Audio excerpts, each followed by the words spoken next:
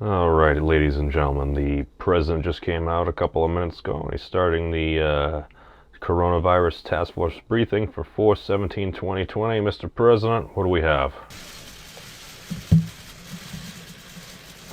Thank you. Thank you very much. I just had a great conversation with the leading faith leaders of our country. It went extremely well. We learned a lot. I learned a lot, and we're working on some things that are very interesting and very positive. I thank them all for being on the call. And yesterday, we unveiled detailed guidelines for America's governors to initiate a phased, safe, and gradual reopening of America. That's what's happening. The guidelines provide governors with the fact-driven and science-based metrics they will need to make the decisions that are right for their own particular state. To view the guidelines, you can go to the website at whitehouse.gov/openingamerica. So that's whitehouse.gov/openingamerica. Treasury has sent out economic relief payments to more than 80 million Americans who have their direct deposit information on file with the IRS, and an incredible success it has been. If you have not received your check, please visit irs.gov, get my payment. How about that one? irs.gov, get my payment. That way the IRS can get you your payment in days, and they've done a fantastic job, I have to say, and you won't have to wait for a check in the mail. I have some very good news. We sent out 80 million deposits, and less than 1% had even little problems. A couple had minor glitches, but it's substantial. One gentleman, I believe, got about $8.2 million, and then he didn't. Continue. Substantially less than 1%. So out of 80 million deposits, less than 1%, and that gets corrected immediately. So just please do as I say. You'll get that very quickly, very easily. Today I'm also announcing that Secretary Purdue, who happens to be right next to me, handsome man, and the Department of Agriculture will be implementing a $19 billion relief program for our great farmers and ranchers as they cope with the fallout of the global pandemic. Very honored to be doing this. Our farmers, ranchers, we have, these are great people, great Americans. Never complain, never complain. They just do what they have to do. The program will include direct payments to farmers as well as mass purchases of dairy, meat, and agricultural produce to get that food to the people in need. The USDA will receive another $14 billion in July that will have funding to continue helping, and this will help our farmers and our ranchers, and it's money well deserved. So not only were they targeted at one point by China, and that was over a period of time, and you saw that happening, and they never complained, but that worked out very well. $12 billion they got, and $16 billion they got, and now it's $19 billion. And I'm just going to ask Secretary Purdue to explain exactly how we're going to handle it. Thank you. All right. Well, Mr. President, you may remember earlier this year you tweeted a message to our farmers and ranchers that no matter the circumstances, you pledged to stand behind them. And while none of us could ever have anticipated this type of pandemic that we're currently in, I think today's announcement is proof that you have our farmers' backs, and that you. We appreciate that. The president also looks like today tweeted "Liberate Michigan," so you could take that however you would. Continue, Secretary Purdue. Will continue to do what it takes to support them, and they are very grateful. We've heard a lot recently, all of you, about our food supply chain. I think America now knows that more than ever that the wholesome food that our families depend upon and starts with America's farmers and ranchers. America, agriculture has been hard hit like most of America with the coronavirus, and President Trump is standing with our farmers and all Americans to make sure we all get through this national emergency. So today, thanks to your direction and leadership, Mr. President, USDA is announcing the Coronavirus Food Assistance Program. As you mentioned, this new $19 billion program will take several immediate actions to assist farmers, ranchers, and consumers in response to the COVID-19 national emergency. The program is really divided into two parts. One is a direct payment, $16 billion in direct payments to farmers, ranchers, and producers who've experienced unprecedented losses during this pandemic. Since we wanted to get the payments out to producers as quickly as possible, we decided to use the funds in the CCC, the current funds of $6.5 billion, combined with the 19.5 of COVID money, rather than wait for the replenishment of the CCC funds in July. Based on industry estimates of damage, Mr. President, it is becoming apparent that we'll need the additional CCC funds as we continue to track the economic losses. Secondly, and this is really important as well, the USDA will be purchasing $3 billion in fresh produce, dairy, and meat products to be distributed to Americans in need through our food bank networks, as well as other community and faith-based organizations. Having to dump milk or plow under vegetables ready to market is not only financially distressing, but it's heartbreaking as well to those who produce them. So I believe a lot of that comes from the fact that a lot of restaurants and schools are closed. If you think about it, first I'm like, how could they be doing this?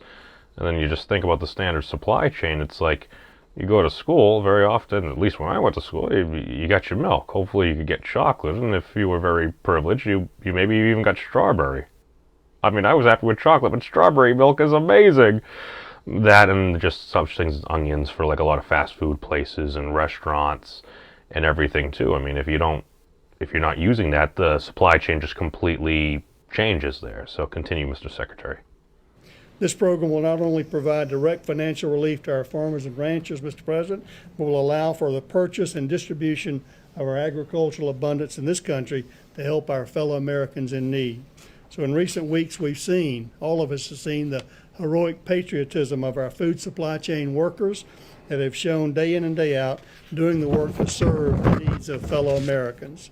Our farmers have been in the fields planting and doing what they do every spring to feed the American people, even with the pandemic as we speak.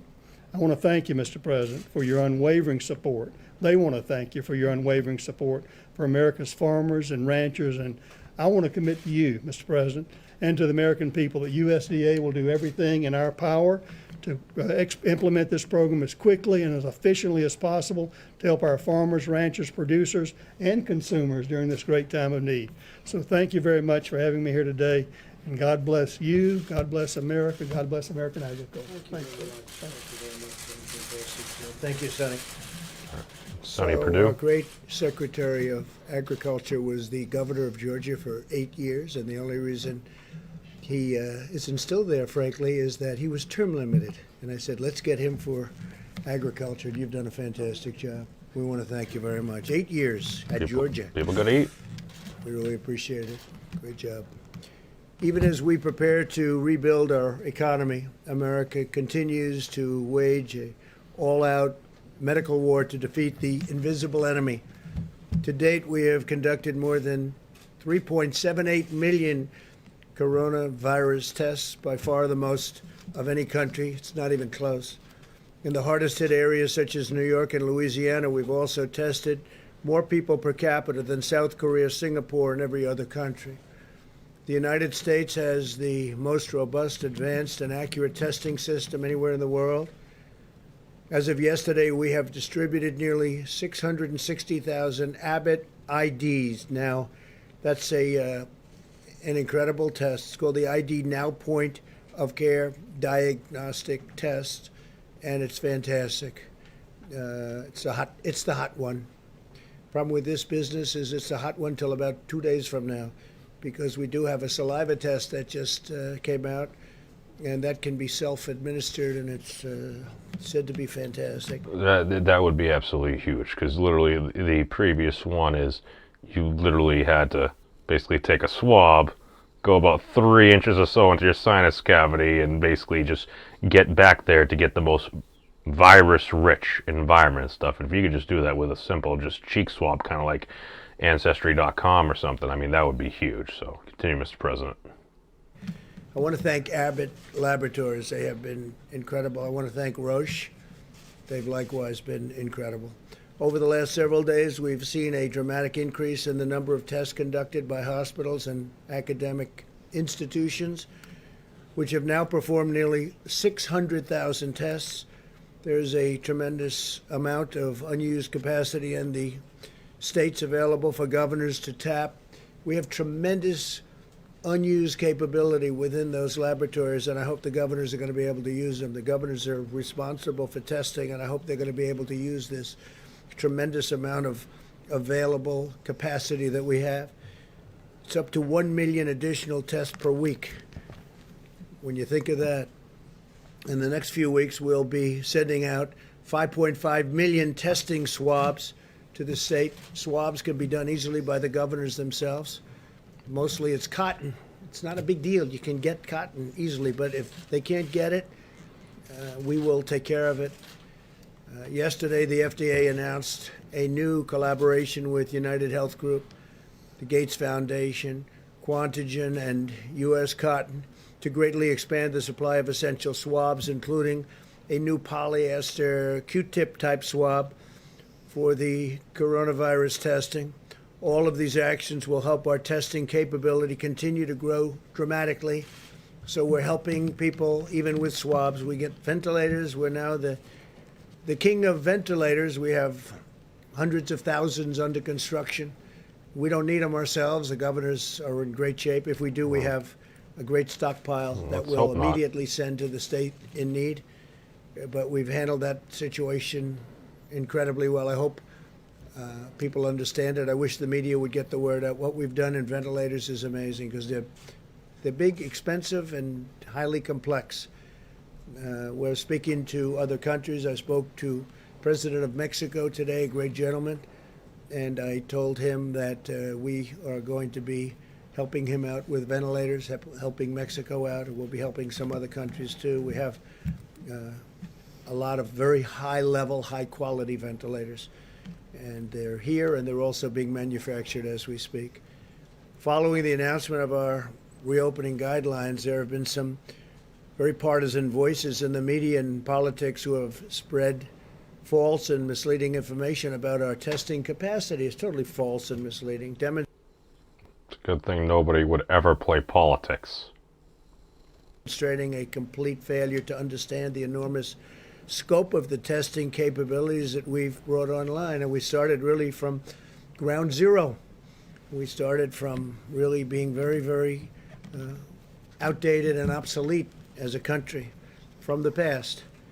And I will say this, if they didn't understand it, it's just really, unfortunately, I hate to say this because we've been getting along very well, but it would be false reporting because they understand the capability. And it's going to be up to the states to use that capability. The states have local points where they can go. A governor can call the mayors, and the mayors can call representatives, and everything is perfect. And that's the way it should work. And always. Well, everything is not perfect, but I mean, that is a standard chain of command, whether you're a company or I would assume government. Did you? It should work. We'll help New York and all of the other states get even better on their testing. We have to get even better. And some people think a little bit differently. There are areas where you have vast amounts of area where you have very few people and almost no people are infected. And those places will be looked upon differently by different governors. And I think you're going to have a lot of news coming out about that over the next few days. I think certain states are going to come online, and they're going to start the early stages of the puzzle that we're putting together. And it's going to be together sooner rather than later. A lot of really incredible things are happening. And at some point in the not too distant future, we're going to have our country back. And it's going to be, I think, really with what we're doing on stimulus and helping people keep their businesses together and their lives together and their jobs, it's going to be better than ever before. I hope so. I really do. We all hope. The current conversation is reminiscent of what happened on ventilators. You remember that, when requests were made far beyond what was objectively needed. We were hearing... Well, here's the thing, going right back to the chain of command, Mr. President. When you have Governor Cuomo asking in the great state of New York for 40,000 ventilators, I mean, he's going based upon his projections. And I mean, here's the thing. He is he is lobbying for his state. That's the thing. Each governor has their own duty to their state. If he believes that that could be the top amount, that's what he's going to ask for. Continue, sir. From a certain state, and we were hearing from a lot that they needed far more ventilators. In one case, they wanted 40,000 ventilators, 40,000. It turned out that they had plenty, and they had a number of about 7,000 or 8,000, and that was plenty. We supplied them with a lot, but that was the right number. We got it just about right. And if they did need more, we're ready to give more. But I think the surge seems to be over. And there are a lot of governors just doing a great job, and they're working with us, but we're all working together. The research and development that we've done at the federal level has been absolutely incredible. The media will be accepting of these figures when they get to see the end result. I think they're going to see it, and I think they're already seeing it. That includes not only ventilators, but beds. We built, in most cases, far more than they even needed. But we wanted to err on the side of caution. This is what the governors wanted. They wanted a certain amount in Louisiana. I spoke with the governor, had a long talk with him, and I said, "Do you think you'll need that final hospital?" And they actually didn't need it. We built a lot of beds, so I appreciate it from the governor. And we saved building a hospital. In New York, we did, I think, just a spectacular job at the Javits Center. And even sending the ship up we brought it into COVID, but they didn't really need it. It didn't get much use, but it was there and ready. It wasn't supposed to be used for that purpose. We changed it into that purpose. And it was there, ready, willing, and able. Same with Javits. But they didn't quite need the rooms that the beds that we produced. So we produced almost 2,900 beds, and I think I'd rather tell you that we were over-prepared than we were under-prepared. And that was a good faith effort by New York, I have to say that. A very good faith effort, but it's nice that we didn't need that instead of needing it. It was not very occupied, but it was ready to go. Still there should something happen, but I think they have it under very good control. As you'll hear from our experts today, we've already built sufficient testing capacity nationwide for states to begin their reopenings. And I think you'll be hearing a lot about reopenings in the coming weeks and months. Most excitingly, in the coming weeks, I think you're going to see some very, very dramatic steps taken, and very safely. We're putting safety first. We may be opening, but we're putting safety first. And when you look at the numbers, when you look at the possible number of deaths at 2.2 million people, and it could have very well been that. It could have been more. Frankly, I've been looking at numbers where it could have been higher than that. 2.2 million people dying. If you figure we lost 500,000, maybe 600,000 in the Civil War, 2.2 million people. A minimum, if we did nothing, would have been 1.6. If you cut that in half, you're talking about 800,000, 900,000, a million people dying. But we did a lot of work, and the people of this country were incredible, I have to say. And I think we're heading to the other category, and that would be if we did work and if it was successful. They had between 100,000 and 220,000 to 240,000 on the upside. And I think we'll be substantially, hopefully, below the 100 number. And I think right now we're heading at probably around 60, maybe 65,000. And one is too many. I always say it, one is too many. It's a horrible thing that happened to our country. There's a horrible thing that happened to 184 countries all over the world. There's a horrible thing, and there was no reason for it. It should never, ever happen again. In a few minutes, you'll be hearing from Dr. Redfield, Dr. Fauci, Dr. Birx, and Admiral Guar to explain these facts in really great detail. Earlier this week, the FDA authorized 2 new antibody tests, which is very exciting, that will determine if someone has been previously infected with the virus, bringing the total to...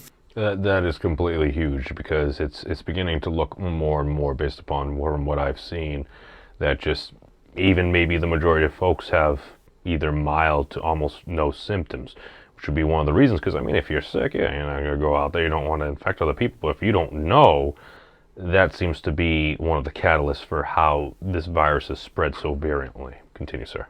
4 authorized antibody tests already.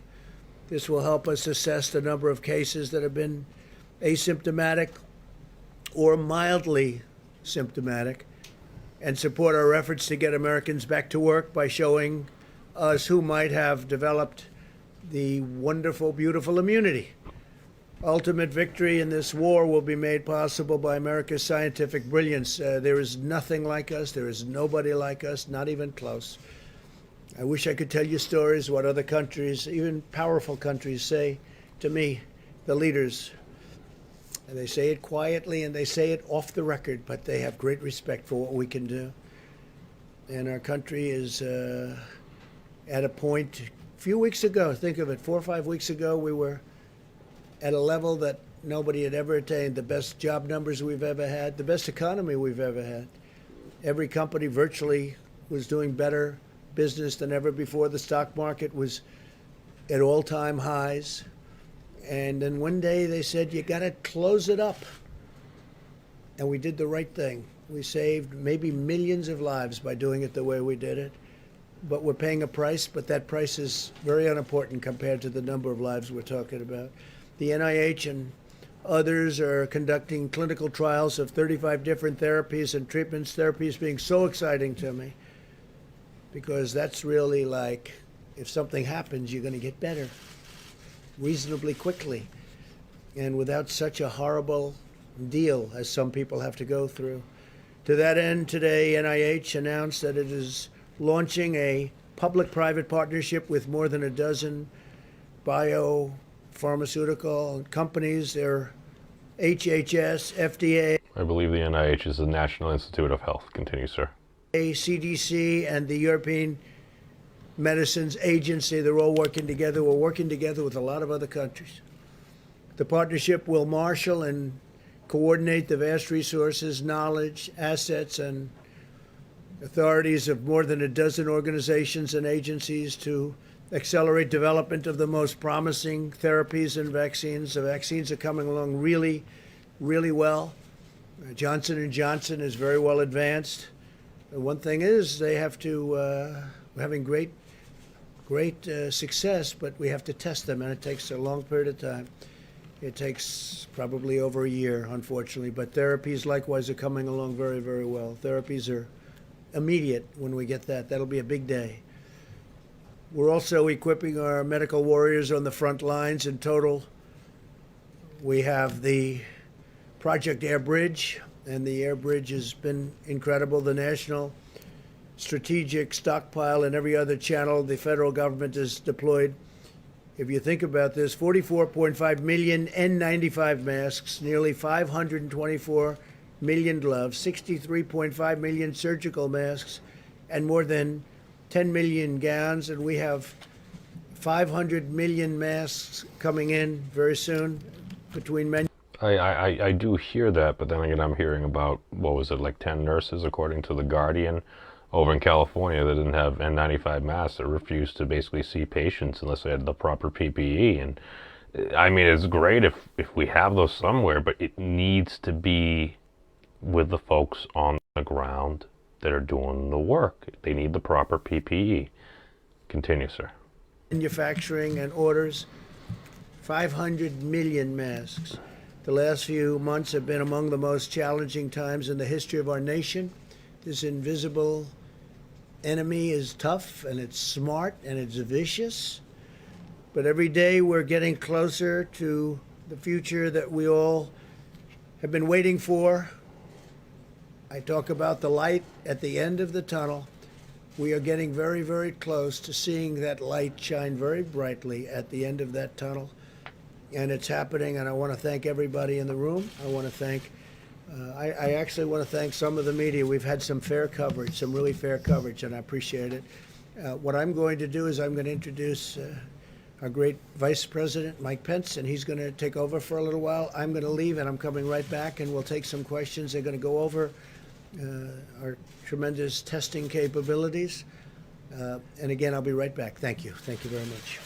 All right, that was President Trump with the update. Vice President Pence is taking over to continue to go over some different items at this briefing here today.